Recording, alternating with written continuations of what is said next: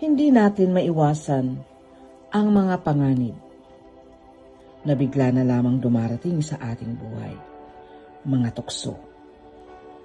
At praise God, sabi sa unang Korinto, chapter 16, verse 13, maging handa kayo at magpakatatag sa inyong pananampalataya.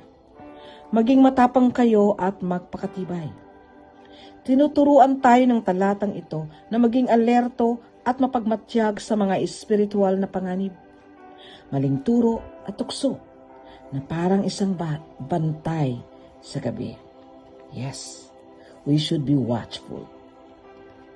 Huwag sumuko o bumitaw sa inyong paniniwala kay Kristo, lalo na sa gitna ng pagsubok. Harapin ang mga pagsubok ng may lakas na loob, katatagan at pananalig sa Diyos. Maghanap ng lakas sa Diyos para manatiling matatag at magtagumpay laban sa mga paghihirap. Amen. Purihin po natin ang Diyos and have a blessed day sa ating lahat.